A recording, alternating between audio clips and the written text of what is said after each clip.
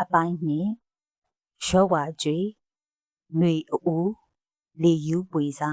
မိမျိုးဤလွမ်းစရတညက်နီမှာပင်ဖြစ်ခဲ့ပါ၏တစ်ချက်တွင်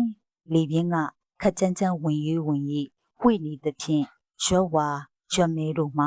တဲတဲရုပ်မြေဝယ်လွင့်ပါနေကြသည်လေနှင့်အတူအဝေးရက်မှအမြောက်တန်တို့သည်လည်းမှန်မှန်တုံဟီ၍ပေါ်လာသည်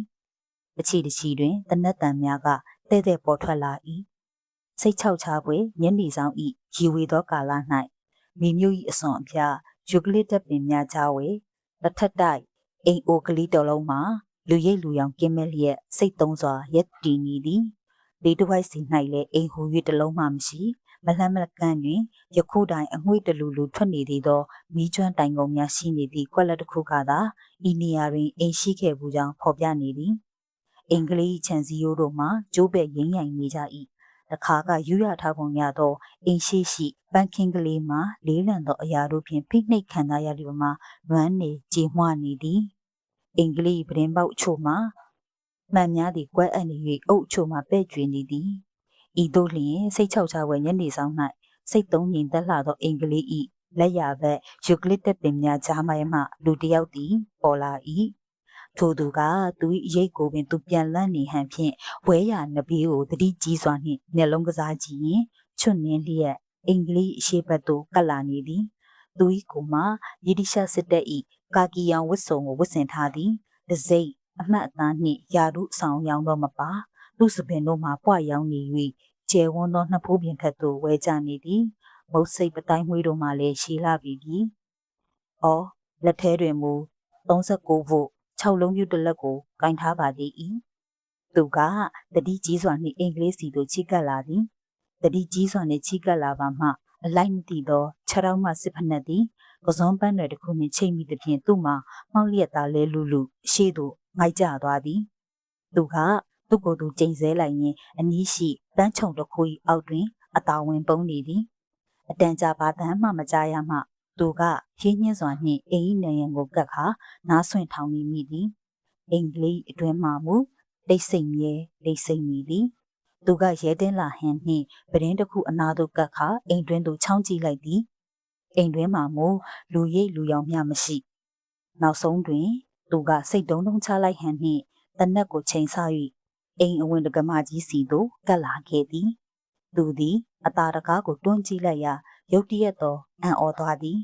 တကားမှာဂျမ်းမချထားပြီးသူကတကရွက်ကိုအတန်မမြည်အောင်ဖော့ဖွင့်ပြီးနောက်အိမ်တွင်းသို့လှမ်းဝင်လိုက်၏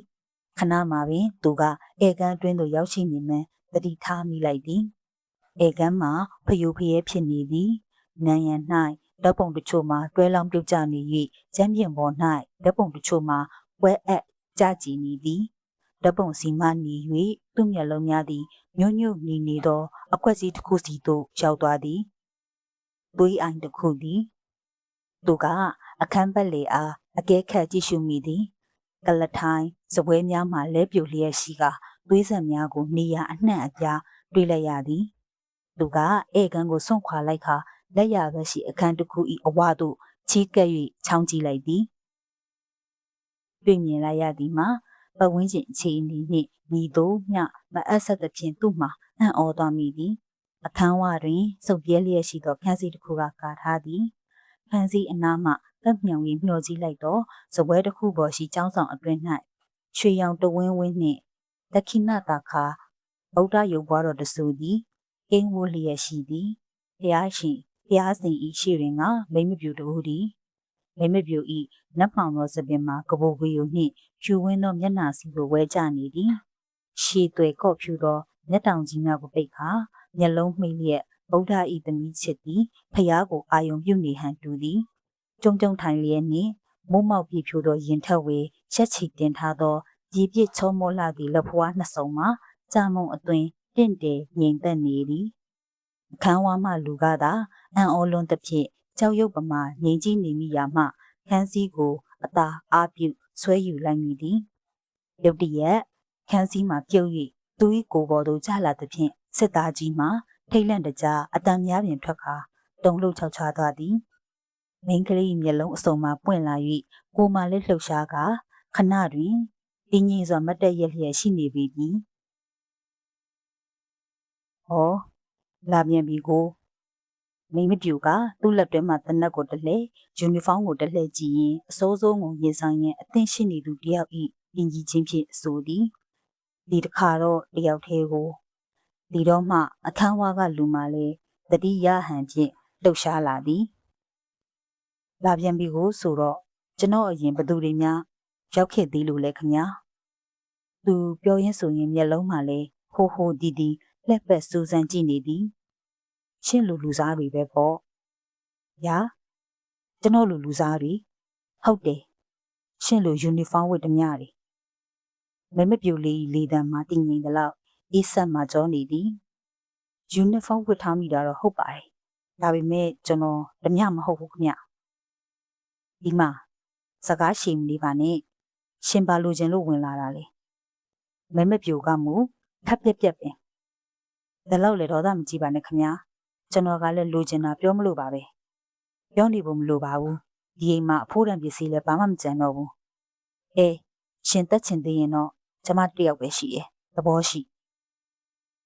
သူကစိတ်ပြတ်စွာနဲ့ခေါင်းကိုကုပ်လိုက်သည်ခတ်လိုက်တာခမကျွန်တော်ကခမကိုဘလို့မှမချင်းချောက်ရသေးပါလားဟောတနက်ကြီးနဲ့ယောက်ျားကြီးတယောက်ကချင်းချောက်ဖို့လိုသေးသလားမိမပြိုကမူဒီငိမ့်ဒီနဲ့အမျှရဲရင်လှသည်ဒီတနက်ကြီးကလည်းဟန်ပါဗျာကြည်စံရှိတော့တာမှမဟုတ်ပေသူကစိတ်ပြက်လက်ပြက်နဲ့တနက်အားအနီးရှိကလထိုင်တစ်ခုပေါ်ပြစ်တင်လိုက်ပြီးကဲကျွန်တော်ဟာလက်နက်မဲ့တယောက်ပါမိမပြိုကထူးဆန်းသောရှေ့မှတတော်အားမျက်မှောင်လေးကြုံရင်းစိုက်ကြည့်နေသည်ရှင်ပမာလားကျွန်တော်ဘာလူမျိုးမှန်းတော့မသိတော့ပါဘူးကိုလူမျိုးတော့ကိုမသိဘူးလားကျွန်တော်ကျွန်မပမာလို့တော့ထင်သားဒါပေမဲ့ကျွန်တော်လမ်းမှာတွေ့ခဲ့ရတဲ့ပမာတွေကတော့လူမြင်တာနဲ့ဓာဆွဲလိုက်တက်ကြတော့တာပဲ။ဩချင်းကိုပမာတွေကလိုက်တက်ကြတယ်။ခွေးတစ်ကောင်ကိုလိုက်တဲ့အတိုင်းပေါ့ဗျာ။ကျွန်တော်အရင်နားလည်ထားတဲ့ပမာဆိုတာကလူတယောက်ကိုထမင်းကျွေးဖို့ဝင်လေးတဲ့သူမဟုတ်ဘူး။အခုတော့ကျွေးရင်လည်းထမင်းနဲ့အစိတ်ထည့်ထားတတ်တယ်။ပြီးတော့လက်နဲ့ယူထားတာပဲ။တယောက်လောက်ဆိုရင်တော့ဗျာဓာတ်နဲ့ဝိုင်းဆောင်ကြတာပဲ။ကျွန်တော်သာလက်မြန်လို့ဒါဖြစ်ရှင်လူတွေတက်ခဲ့ရပေါ့လူတွေတက်ခဲ့တာမဟုတ်ပါဘူးကိုတက်မဲ့လူတွေကိုကဥအောင်ကာကွယ်ခဲ့ရတာပါချင်းကိုပမာရဲ့တက်ဖို့စူးစမ်းမှာပေါ့ရှင်ဝစ်ထားတာရှင်ပြန်ကြည့်စမ်းလေဗြိတိရှ်အင်ပါယာစစ်သားတူဖြစ်ုံလေးနဲ့ပမာတွေကကျွန်တော်ကိုဘာလို့ဒီလောက်တော့မုန်းနေကြရတာလဲရှင်စိတ်မှကောင်းသေးရဲ့လားပမာတွေအားလုံးကလွတ်လပ်ရေးကိုတောင်းတနေတယ်အဲ့ဒါကျွန်တော်စဉ်းစားနေရပေါ့ပမာတွေကဘာလို့လွတ်လပ်ရေးကိုလိုချင်ကြရတာလဲဗြိတိရှ်အင်ပါယာကြီးကိုတစ္ဆာဆောင်တဲ့လူတစ်ယောက်ကဒီစကားမျိုးပြောမှာပဲ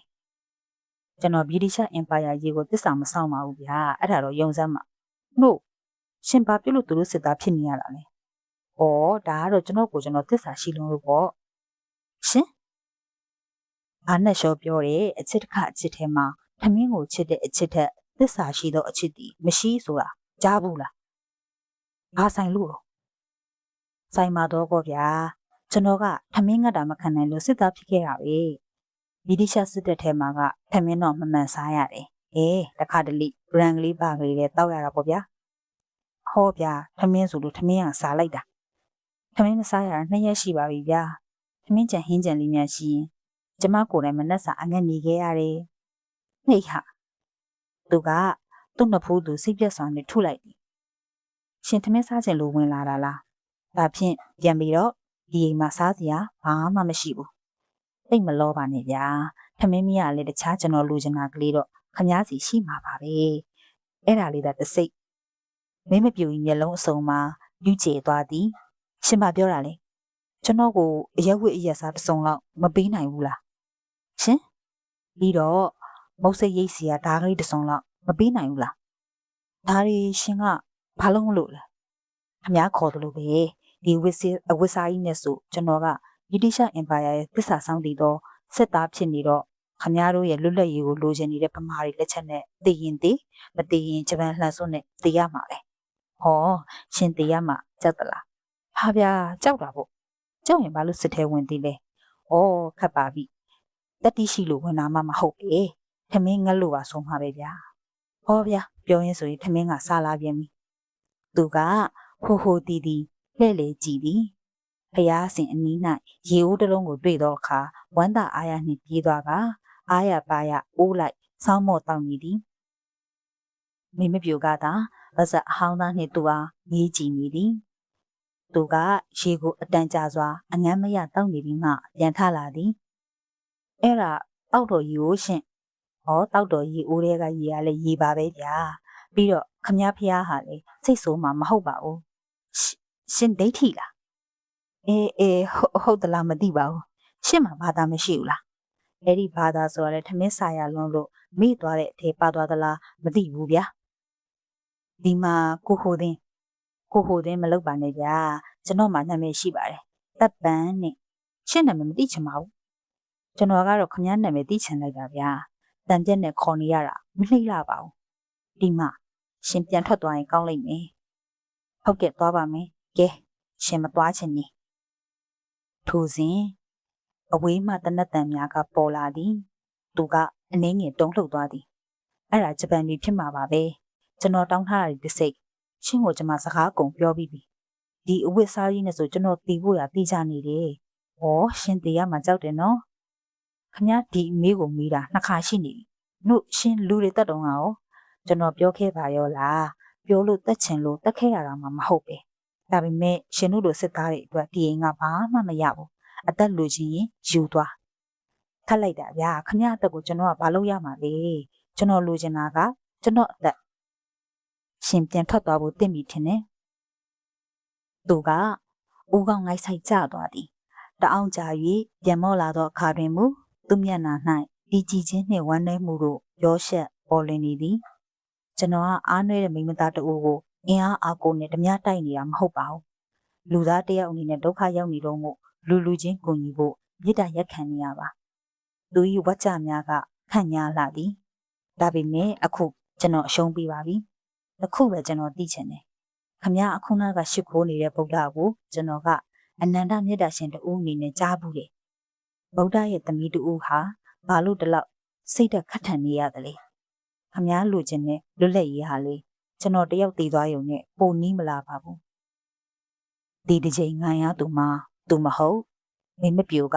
ဖျားစင်ရတစ်ချက်လှမ်းကြည့်လိုက်သည်စကားပြန်ဆိုသောအခါတွင်မူလေတံမှအနှင်းငယ်ပြော့လာသည်ရှင့်ကိုကျမညင်းပယ်ရတာကဗြိတိရှအင်ပါယာရဲ့သစ္စာခံအနေနဲ့လည်းမဟုတ်ဘူးလွတ်လပ်ရေးလိုချင်တာနဲ့လည်းဘာမှမဆိုင်ဘူးရှင့်အဝတ်အစားကြီးကြောင့်ညာဗြိတိရှစစ်သားပဲဖြစ်ဖြစ်ဂျပန်စစ်သားပဲဖြစ်ဖြစ်လူတက်ကောင်အဆောင်အရာကိုဝတ်ဆင်ထားတဲ့ဘလို့လူမျိုးကိုမှမကူညီဖို့သစ္စာပြုထားတယ်သူကဝမ်းနေပန်းနေပြုံးလိုက်ပါ၏ထို့နောက်ကြီးစံမရှိတော့သောတနက်ကိုစိတ်ပြက်လက်ပြက်နှင့်ကောက်ယူလိုက်သည်ဒါပေမဲ့ခမားကိုကျွန်တော်တခုတော့သတိပေးခင်မယ်တခြားလူသက်ကောင်အဆောင်အရာကိုစင်ရင်ထားတဲ့လူတွေကတော့ကျွန်တော်လိုခမားကိုအေးအေးဆေးဆေးတောင်းပန်နေမှာမဟုတ်ဘူးသူကမိမပြူဤနုနယ်ချောမောလှသောမျက်နှာကလေးကိုအတန်းကြာရေးဆိုင်ကြည့်လိုက်သည်အသက်18နှစ်ခန့်သာရှိပေအောင်ဤရုပ်ဤရေဤအရွယ်နှင့်အဘဲကြောင့်ဤမြစိတ်ခိုင်မာလှသည်နီတပြင်းတစ်ချက်ကိုရှိုက်လိုက်ခါမိမပြူအားကြောခိုင်းလျက်အခန်းဝစီသို့ဖြင်းညင်းစွာထွက်ခဲ့၏ဒီမှာနောက်မှခေါ်တန်းကြားရသဖြင့်သူ့မှာအံ့အားသင့်ကလှည့်ကြည့်လိုက်မိသည်ရှင်တို့စစ်သားတွေကိုဘာကြောင့်တလောက်မုန်းနေဆိုတာသိချင်လားပြောဆူမိမပြိုကအခန်း၏တစ်ဖက်ပေးရှိတကားတစ်ချက်ကိုဆွဲဖွင့်လိုက်သည်သူကအနားရောက်လာစဉ်မိမပြိုကခန်းစီတစ်ခုကိုမန်ပပနှင့်ဆွဲဖယ်ပြလိုက်သည်အိုးသူ့လက်မှ6လုံးပြူသည်လွတ်ကျသွားသည်